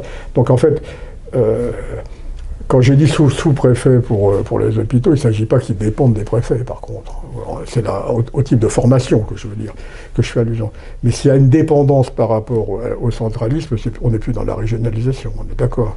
Donc, cette loi-là, il y avait des bonnes choses, mais bon, j'aurais pas parié $2 là-dessus, et je continue aujourd'hui. C'est-à-dire qu'on savait que dans le modèle qui était prévu, ça ne pouvait pas marcher. Ça ne marche pas très très bien, on va dire. Et alors, il y a un problème, je disais tout à l'heure qu'il fallait un pilote dans l'avion, mais il faudrait aussi que les gens s'aiment plus. Et on parle de la... Alors, on parle de la redéfinition de la stratégie, je l'ai dit beaucoup plus haut, qu'il fallait effectivement redéfinir précisément, alors, pas au détail près, on a quand même le droit à un peu de fantaisie, mais les missions des hôpitaux à Saint-Malo, si on en reste en Lessin. Et du coup, moi je suis assez pour les critères, pas tout à fait qu'ils soient, mais au moins qu'ils soient opposables. Et qu'en fait, il y a les hôpitaux long séjour, il y a les hôpitaux psychiatriques, enfin bon, il y a différents... Bon. Donc, de réhabilitation, enfin bref. Donc, il faut définir ces missions-là. Et il faut, j'allais dire, définir les missions aussi de la médecine ambulatoire. Bon, dans quelle mesure la médecine ambulatoire a sa place dans le système public? Bon, j'ai pas de réponse personnellement. Pourquoi? qu'est-ce qui a gagné la France, les patients et la sécurité sociale du fait d'en maintenir dans le service public? Question. Il faut répondre à des questions comme ça. Il faut repartir à zéro. Et après, ça serait plutôt ma démarche que je préconiserais. Mais ça prend du temps. C'est-à-dire que... et après, retourner auprès des acteurs et essayer de les convaincre d'arriver à un accord. C'est comme ça, à mon avis, que ça peut vraiment marcher. Sans ça, on en arrivera à des solutions, on va dire, qui finissent par laisser tout le monde insatisfait. Parce que finalement, aujourd'hui, quand on raconte... Au début, quand la loi Bachot est arrivée, tout le monde était enthousiaste. Un an après, bon... Tout le monde sauf les médecins, qui dès le départ étaient plutôt opposés à la loi de la pharmacienne. Oui, mais pas... Oui, oui, bien sûr. Mais... Oui, mais alors ça... Oui, ça me tue, ça. La délégation des tâches, ça me tue. Par exemple, je veux dire, ces débats, bon, il y a du corporatisme, mais il y a aucun... Enfin, mais des deux côtés. Parce que les pharmaciens, j'ai eu un quotidien du pharmacien comme du médecin. Maintenant, j'ai plus rien, donc je suis libre. C'est même là qu'on s'est connus, d'ailleurs. Oui. Mais je veux dire, c'est niveau zéro de la réflexion. Je veux dire, il est clair que... Oui, il faut redéfinir, par exemple, la complémentarité entre le secteur public. Et moi, j'ai un exemple en tête qui prouve que quand il y a une volonté, elle n'était pas politique, mais elle était... les seuls réseaux qui ont bien marché, c'était les réseaux SIDA. Après les réseaux Soubi. Après les réseaux Soubi. Oh, c'était autre chose. Oui. Je parle de soins, là, et de prise en charge de patients. Mais vrai, les réseaux SIDA, c'était quoi? C'était quoi? Il faut avoir le courage de le dire. C'est les seuls que j'ai vu vraiment fonctionner en France. Après, c'est devenu idéologique. Il y avait les gens qui étaient pour, qui étaient contre. Bon. Mais les réseaux SIDA, c'était des mecs qui voulaient vraiment que ça bouge, qu'on prenne mieux en chercher patients. Il y en avait à Béclair, Delfrécy et d'autres. Il y avait des hospitaliers. Donc je crois beaucoup au projet, beaucoup plus qu'au pouvoir. Je pense que d'une façon générale, je crois qu'il faudra donner beaucoup plus de pouvoir aux gens de projet et moins de pouvoir aux gens de pouvoir. Parce que, en fait, que les gens aient du pouvoir quand ils ont des projets, ça tombe bien. Par contre, que ce soit des pouvoirs qui fassent semblant d'avoir des projets, c'est toujours mal. Bon, donc, eh bien là, il y avait une vraie volonté. Il y a eu des pharmaciens, il y a eu des médecins libéraux, j'en ai rencontré, il y a eu des financements de labos, privés, là, comme par hasard, comme il y avait un activisme de patients, qui étaient des vrais patients, qui emmerdaient tout le monde, et bien là, tout le monde s'est bougé. Et finalement, Glaxo veut payer, Roche veut payer, et ben oui, il n'y a pas de problème. Et là, tous ceux qui auraient dit non d'habitude, ils ont dit oui. Bon, parce que, et tout le monde a travaillé, ça a tenu 2 ans, ça fait des ravages chez les soignants, parce que comme par derrière, rien n'a été... Enfin, ils l'ont fait, j'allais dire, à compte d'auteur. Donc, j'ai rencontré des pharmaciens, effectivement, qui ont ruiné leur pharmacie, parce qu'en fait, une partie de la patientèle est partie. Bon, donc, mais en tout cas, ça a marché. Donc, je crois qu'il faut une volonté, politique au sens général du terme. Et noble. Et noble, oui, un projet. Et je crois que j'en reviendrai même à la motivation des médecins, je ne sais pas si on en reparle tout à l'heure, et des soignants en général. Alors, il y a les réalistes qui disent, oui, mais enfin, bon, il faut limiter. Je pense qu'en fait, et là, j'ai toujours pensé, et c'était une des raisons d'ailleurs pour lesquelles j'ai essayé de faire de la médecine et pourquoi j'avais arrêté d'en faire, je crois quand même que être médecin, c'est pas simplement gagner de l'argent. Être infirmière ou être soignante, c'est pas simplement gagner de l'argent. Je crois qu'on ne résoudra pas le problème des vocations uniquement avec de l'argent. Mais ça vaut également pour les pharmaciens, mais ça pose quand même le problème, pour revenir à ce qu'on disait tout à l'heure, ça pose le problème d'un juste niveau de rémunération. Certes, les médecins ne sont pas là pour gagner de l'argent, mais ils ont quand même le droit de vivre correctement, tout comme les infirmiers, tout comme les soignants. Donc, ça nécessite une revalorisation. C'est surtout ce que j'ai... C'est ça. Enfin, je n'ai pas dit le contraire du tout. J'ai dit qu'effectivement, on a sous-payé ces secteurs-là qui étaient jugés trop chers, et on a exploité des soignants. Moi, j'ai été externe des hôpitaux, j'ai été exploité dans les hôpitaux, il faut le dire, en jouant sur cette carte sensible, en disant c'est des patients, c'est votre devoir, il y a la déontologie, il y a l'ordre et tout ça. Et il y a eu une révolte, mais pas une révolte dans la rue, une révolte par la porte de sortie. Et les gens, moi, effectivement, on a méprisé ces gens-là, on les a utilisés. Il faut savoir, bon, c'est une grande dame par ailleurs, mais je dis quand même son nom, c'était la loi Veil sur la baisse de la mortalité périnatale. Ça a été financé essentiellement par des horaires de dingue, pour reprendre un terme à la mode, des horaires de mode des internes de pédiatrie. Bon, hein, ça n'a jamais été comptabilisé, ça. Mais à la fin, quand les gens suivent derrière, ça a un effet dévastateur sur la motivation. La motivation, c'est l'argent, c'est la réussite, mais c'est aussi le métier auquel on croit. Si on se sent méprisé par les gens pour qui on travaille, comment peut-on être motivé? On travaille pour le patient, on ne travaille pas pour le directeur. Et je crois que si on ne résout pas ce problème-là, l'argent ne suffira pas. On n'aura pas, et de la même manière que je disais pour les déserts médicaux, on ne résoudra pas le problème des déserts médicaux s'il y a des déserts. Bon, on ne va pas envoyer un généraliste dans le Sahara. Donc je crois qu'il faut... on revient dans la politique au sens noble du terme. Et que la vocation... Alors c'était un terme...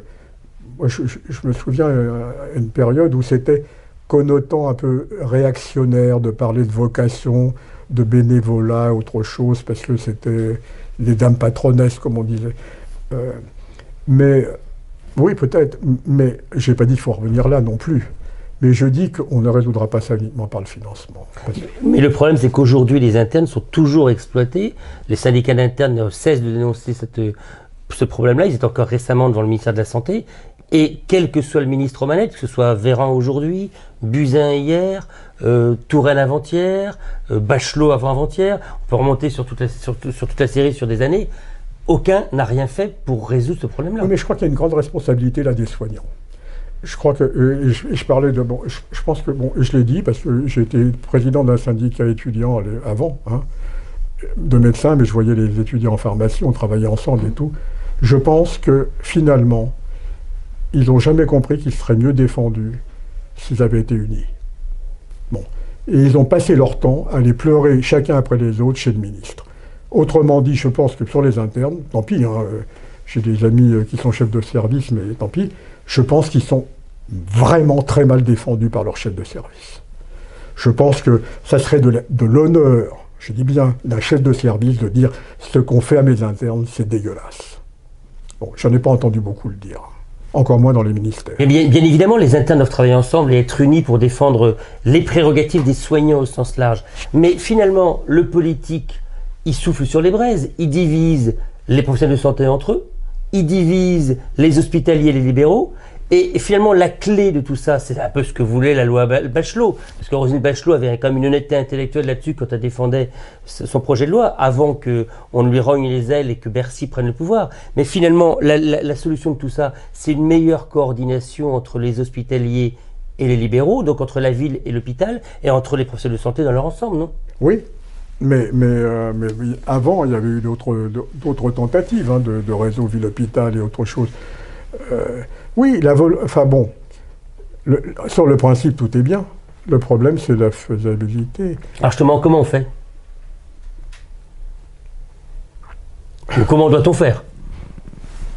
Encore une fois, je pense que bon, là, très nettement, si on parle de complémentarité ville-hôpital, c'est vraiment, il faut aller à un niveau haut de gouvernance. Bon, donc, on se rapproche de Jupiter. Et je pense qu'en fait, est-ce que ça devient prioritaire? Comment on fait? Là encore, il y a beaucoup de choses à faire, donc je ne vais pas rentrer dans les détails, et en plus, j'en ai pas la compétence.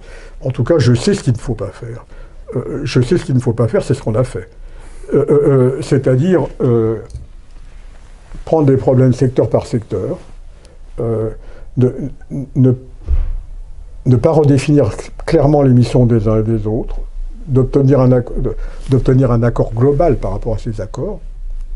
Parce que bon, quand on dit les médecins sont moins contents que les pharmaciens, ça commence mal. Bon, il faudrait que les pharmaciens et les médecins soient autant contents. Et les infirmiers?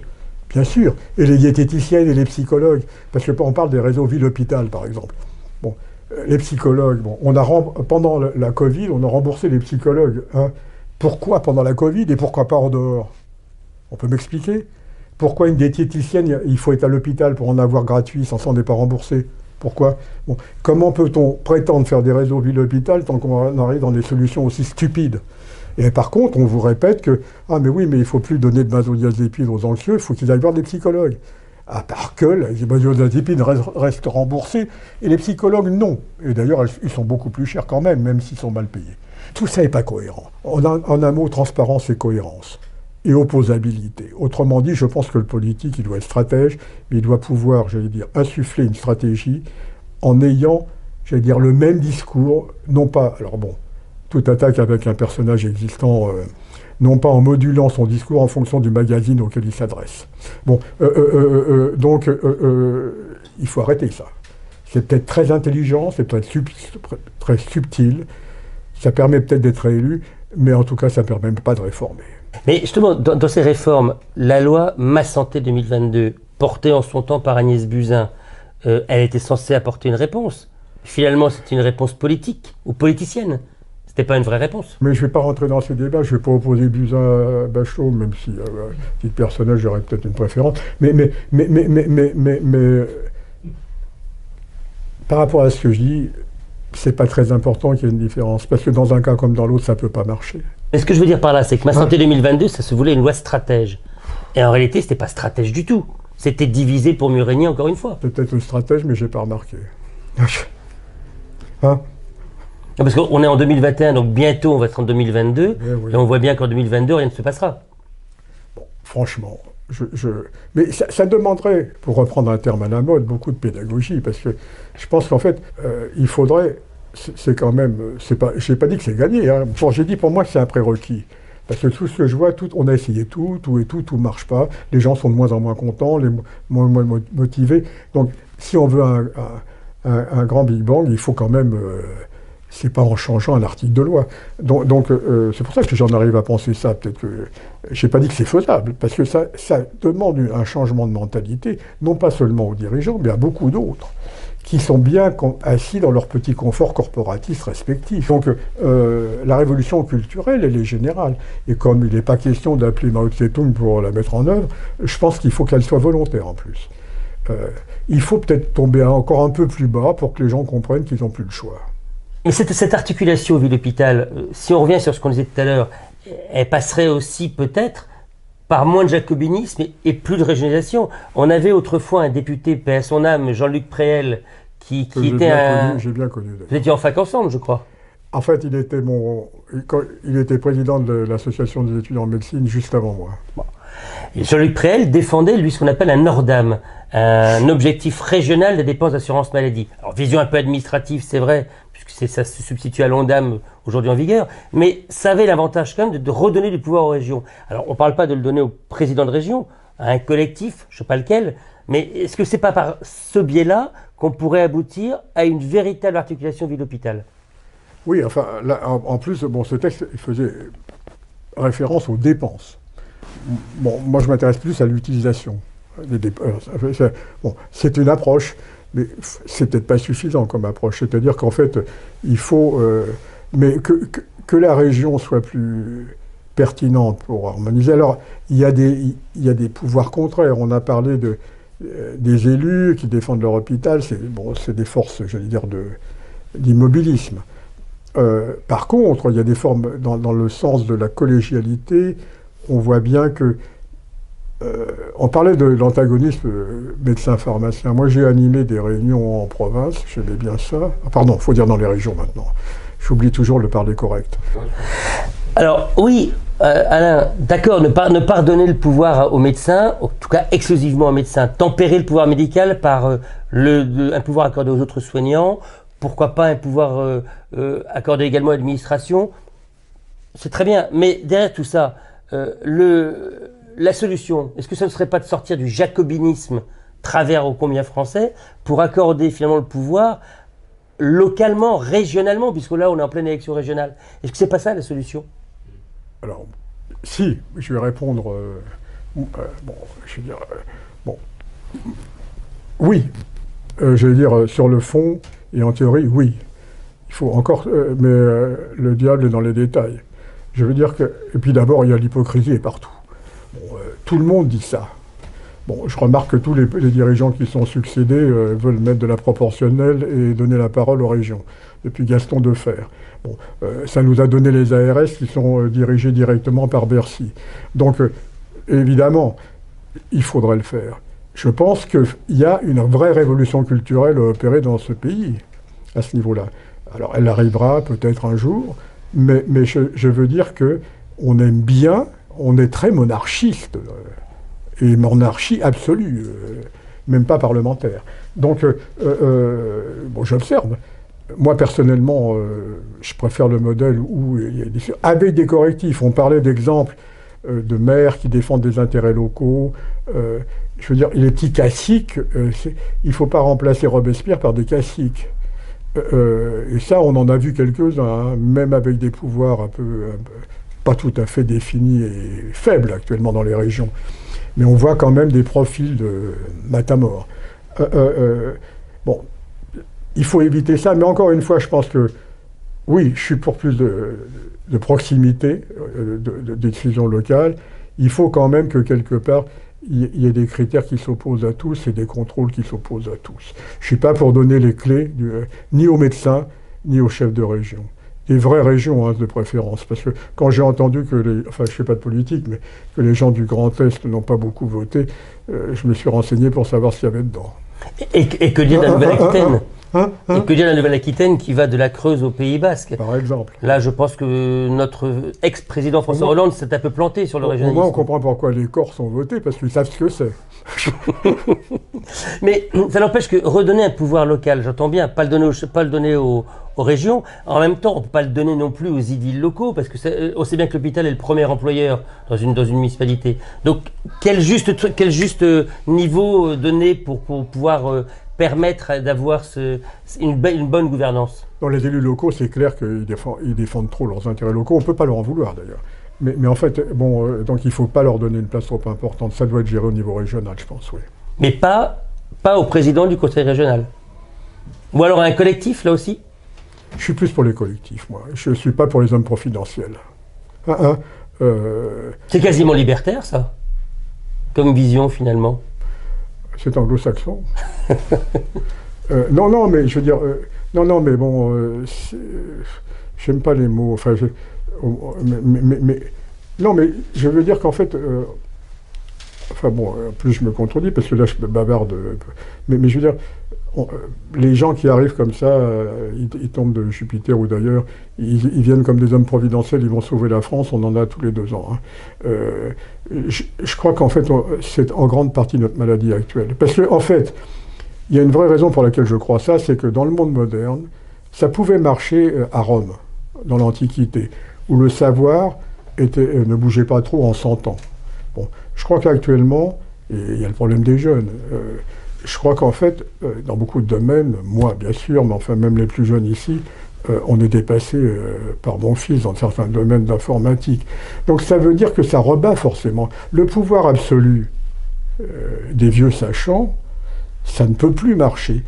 Hein, c'est complètement contre-productif parce qu'on est dans un monde qui évolue trop vite pour ça. Donc en fait, ou on l'accepte et on garde des chances, ou de toute façon, on ne l'accepte pas et on devient hypo-performant et fossilisé. On peut appeler ça libertaire. Moi, ça me paraît pragmatique. Pragmatique parce qu'on est aussi intelligent qu'à plusieurs. On n'est jamais aussi intelligent qu'à plusieurs. Ouais, enfin, sauf si c'est plusieurs imbéciles. C'est le risque. Mais si c'est un seul imbécile aussi. Mais c'est plutôt avoir des compétences complémentaires. Je crois qu'en fait, il faut admettre la complémentarité des compétences.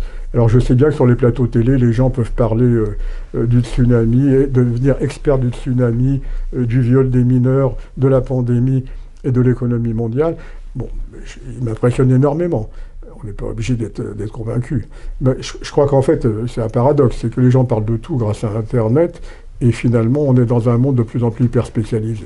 C'est pour ça qu'on a créé Terragora, pour que les experts viennent s'exprimer librement et aussi longtemps qu'ils le souhaitent. Ouais. Ben voilà. C'est un bon concept. Oui, je pense effectivement que la notion d'équipe pluridisciplinaire collégiale, je dirais, est importante.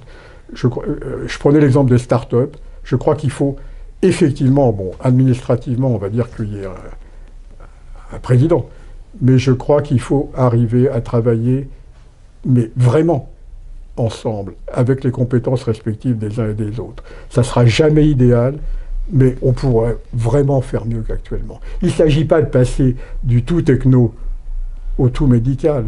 Je veux dire, il ne s'agit pas que les mandarins reviennent en force. Je ne crois pas que ça soit bien. Je crois qu'actuellement, il y a une dimension économique, il y a une dimension... Mais je dirais qu'il faudrait que le vrai directeur soit un politique, quelque part. Parce que, je veux dire, ni un bureaucrate, ni un financier, ni un médecin. Parce que finalement, ce qui fait l'unité de tout ça, c'est la politique. Hein? Et je pense que finalement, si le politique s'immisçait à ces niveaux de technique, je crois qu'il deviendrait beaucoup plus populaire. Ou impopulaire, mais pour de bonnes raisons. Mais un vrai politique, au sens grec du terme. Je n'ai pas dit ça. Pas un politicien. Oui, oui, un politique alors. Non, mais oui. Mais parce qu'en fait, je veux dire que la vraie gouvernance, elle est politique d'un hôpital. Je veux dire, bon, on en a parlé pour la pandémie, les médecins ne peuvent pas en parler, ils parlent, comme moi, essentiellement des aspects médicaux, mais je ne dirige pas le pays. Le financier, ok, il veut que ça soit équilibré, mais enfin, un pays, je veux dire, moi j'ai toujours pensé que quand on disait les jeunes ne votent plus, mais on leur a dit depuis 10 ans qu'il fallait bien voter pour rembourser une dette. Il faut se lever tôt le dimanche matin pour avoir l'honneur de rembourser une dette. Attends, non, arrêtons la plaisanterie. Parce que Christian Saout, lorsqu'il présidait l'association fédérant des associations de patients, donc ce qu'on appelle le CIS, le collectif interassociatif, Christian Saout avait proposé à l'époque de fondre dans un pot commun toutes les subventions des laboratoires pharmaceutiques, voire sans doute même de l'État, pour les financer. Est-ce que ce ne serait pas beaucoup plus sain? Est-ce que finalement, on ne pourrait pas, à ce moment-là, avoir quelque chose de beaucoup plus transparent, pour revenir à ce qu'on disait au départ? Et maintenant, l'autre question derrière, c'est est-ce que les associations de patients sont légitimes pour représenter les patients? Et si oui, comment les financer? Et je dirais que, pour moi, la légitimité des associations de patients ne vient pas de leur financement, elle vient de leur représentativité. Je veux dire, combien de pourcents de diabétiques sont membres de l'association diabétique? Après qui leur paye leurs affiches? Ça me paraît secondaire. Encore une fois, ce qui me préoccupe, j'ai dit auparavant, ce qui me préoccupe dans les associations de patients, ce sont des fausses associations de patients qui ne sont pas vraiment représentatives et qui sont des groupes de pression. Et ça, c'est un autre sujet. Parce qu'en fait, je veux dire, après tout, si on a une vraie association de patients qui est démocratique et qui décide de se financer en allant voir le labo à tel ou à tel, c'est son problème. Il préfère une subvention. Alors la péréquation, pourquoi pas? J'y vois un inconvénient par rapport à ce que je viens de dire. C'est que c'est les associations qui sont vraiment dynamiques qui financeraient les canards boiteux. Et donc, comme il y a beaucoup de canards boiteux, ça ne ferait pas beaucoup à manger à tout le monde. Hein? Et d'ailleurs, Saout, bon, j'adore, moi je l'ai recroisé, mais je l'ai vu représenter quand même, dans la même semaine, 5 associations de malades. Un jour, je lui ai demandé, mais t'es vraiment malade, hein? Bon, ça c'est peut-être à enlever, c'est une boutade. Ça illustre vraiment ce que je veux dire. C'est qu'il y avait des permanents, comme au Parti communiste, il y avait des malades professionnels. Bon, c'est pas naturel tout ça. Je veux dire, bon, après il y en a un qui a pris la relève, que je ne vais pas me fâcher avec 2 personnes en même temps, mais je veux dire, c'est ça qui me préoccupe. Moi je suis pour des vraies associations de patients qui se financent comme ils veulent, c'est leur sujet. Qui veulent jouer le Trocadéro ou qui veulent jouer Broadway, c'est leur problème. Mais je veux dire qu'ils soient vrais, comme pour le sida. À l'extrême, Act Up, ils n'ont jamais demandé la permission à personne pour avoir de l'argent de labo. Je veux dire, les gens qui se posent la question, c'est déjà des gens qui sont pas vraiment très dynamiques, quoi. Et alors, du coup, quelle place leur accorder dans la gouvernance? Ça dépend de leur représentativité. Je ne suis pas du tout pour leur accorder des... Parce que là, accorder, enfin bon, c'est une critique, alors ça engage que moi, là, j'aurais peut-être pas dit la même chose sur auparavant, mais je trouve qu'il est grave de donner de la représentativité à des groupes qui ne sont pas représentatifs. Parce que là, on a introduit des vrais groupes de pression. Hein? Vous voyez ce que je veux dire? Donc c'est vrai, alors le problème n'est pas forcément du tout. Bon. Mais par contre, si vous représentez une partie négligeable, on va dire 30 à 40%, il faut vous donner du pouvoir. Si vous représentez personne, c'est pas normal. Quel que soit votre mode de financement, que vous soyez financé par l'État ou par un labo. Parce que là, vous introduisez dans un... Enfin, c'est cosmétique au mieux. Et c'est potentiellement injuste. Puisque... Pour conclure cet entretien, Alain Marié, finalement, on voit bien que la santé est au milieu du gué. On voit bien que ça reste un enjeu fondamental, en tout cas c'est ce qu'a révélé la crise de la Covid, mais il n'y a aucune recette aujourd'hui de prête pour faire en sorte que nos concitoyens, que nous-mêmes, soyons correctement pris en charge dans les années à venir. Non, mais moi, ça ne m'inquiète pas trop parce que je vous ai dit de toute façon que toutes les recettes... Je ne crois pas à la recette miracle. Je crois à un travail sérieux et en profondeur et en amenant les gens à réfléchir, j'allais dire, à un scénario différent où on ne voit pas le pouvoir aussi, la lutte de pouvoir telle qu'on l'est. On veut que le système perdure, on veut que chaque profession se développe. Tout ça dans le champ du possible, et après on met tout sur la table, on réfléchit, et la recette, c'est plusieurs personnes, et après pas mal de temps qu'il faudra l'élaborer ensemble. Je ne crois pas au monsieur qui viendra comme ça en disant « Coucou, je suis là, j'ai réfléchi pendant la nuit », et d'ailleurs, ça vraiment, moi personnellement, j'y croirais plus jamais. J'ai d'ailleurs pas tellement cru, ça m'avait été d'être déçu d'ailleurs, mais je crois qu'il faut grandir. Je crois que les gens qui ont vraiment réformé les choses, ils ont travaillé beaucoup. Ça veut donc dire qu'en 2022, le prochain président, ou la prochaine présidente, aura pour mission d'entamer une vraie réflexion sur le système de santé, sur la santé, en réunissant les vrais acteurs. Oui, on peut toujours espérer, mais enfin bon, on peut toujours espérer. Pour le moment, de toute façon, ça n'a jamais été un thème porteur. Là, bon, avec la Covid, il a bien fallu qu'on en parle. Est-ce le monde d'après va être très différent du monde d'avant? On peut redouter. Hein? Alain Marié, merci. Alors, oui, j'ai évoqué le problème des associations de patients plus haut. Je pense que c'est fondamental. Maintenant, avec la diffusion de l'information médicale via le net notamment, et puis parce que c'est juste, la médecine c'est fait pour les patients, sans démagogie. C'est inévitable. Je crois quand même qu'il y a intérêt à être pragmatique. Ce que je veux dire, c'est que bien sûr qu'il faut donner de la place aux associations de patients. Il ne faut pas être plus patient que le patient lui-même, plus royaliste que le roi. C'est-à-dire qu'une association de patients hypertendus, par exemple, j'ai rien contre les hypertendus, j'y crois moyennement. Quand on sait qu'il y en a 1 sur 2 qui ne prend pas ses médicaments, je ne les vois pas aller défiler dans la rue. Donc, un cadre général est forcément, j'allais dire, un peu cosmétique. Je préfère des associations de patients qui soient des vraies associations de patients, qui représentent des patients.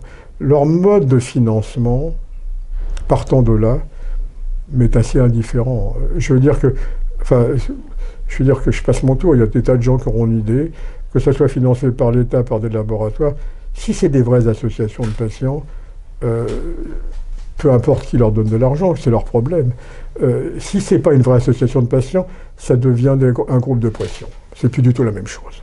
Les routes, elles n'ont pas rétréci parce qu'elles sont devenues départementales. Donc, bon, je veux dire, les hôpitaux, il y a des petits hôpitaux, des moyens hôpitaux.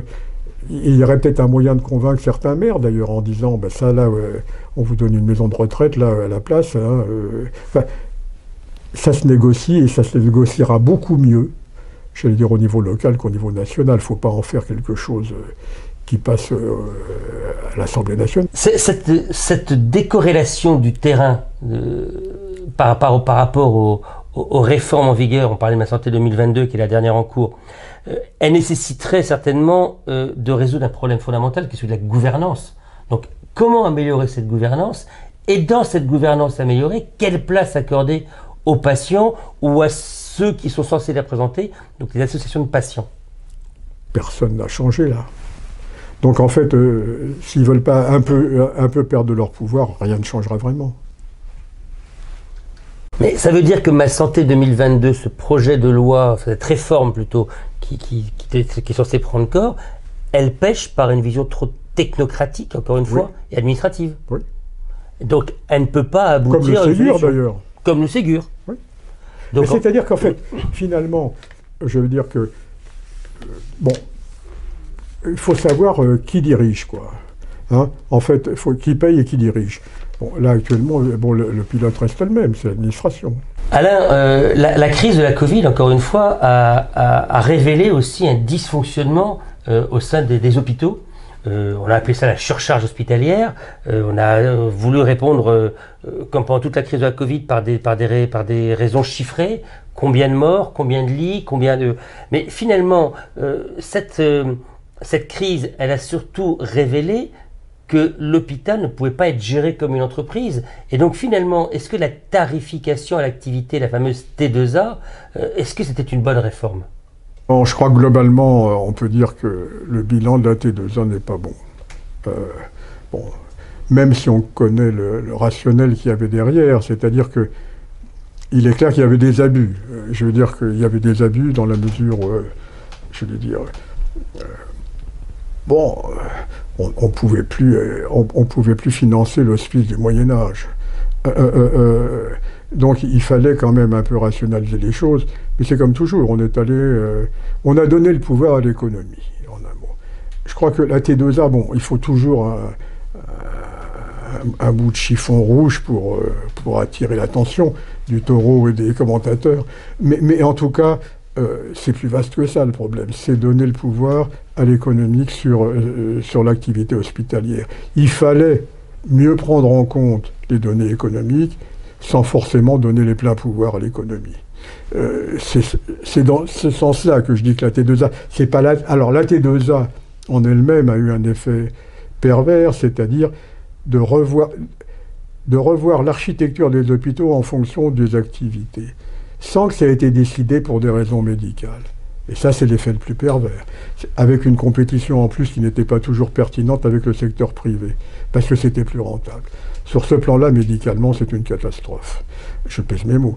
Parce qu'en fait, finalement, on a revu l'architecture sans le dire, à minima, pour des raisons, j'allais dire, et bon, on voit la crise de la psychiatrie, par exemple. Bon, il n'y a pas beaucoup de T2A en psychiatrie. Bon, hein. Donc, tout ça s'explique. Et ça, je crois que, ne serait-ce que ça suffirait à condamner cette réforme, qui avait des bons aspects, je veux dire, mais on pouvait peut-être mieux évaluer l'activité, mieux voir les services hyper performants, sans en arriver à une mesure qui, comme d'habitude, est globale, technocratique, bureaucratique et financière. Alors même que cette réforme-là était censée lutter contre la dotation globale, qui était synonyme de gabegie, et qui finalement a abouti à une rationalisation délétère. Oui, mais d'abord, on le voit avec les audits financiers. Je veux dire, des réformes comme ça, en fait, je crois qu'en fait, on croit qu'une loi, c'est pas dans le seul secteur, va régler tous les problèmes. En fait, je veux dire, on s'aperçoit la plupart du temps qu'en fait, que même sans cette loi, on peut faire mieux, à condition de mieux contrôler.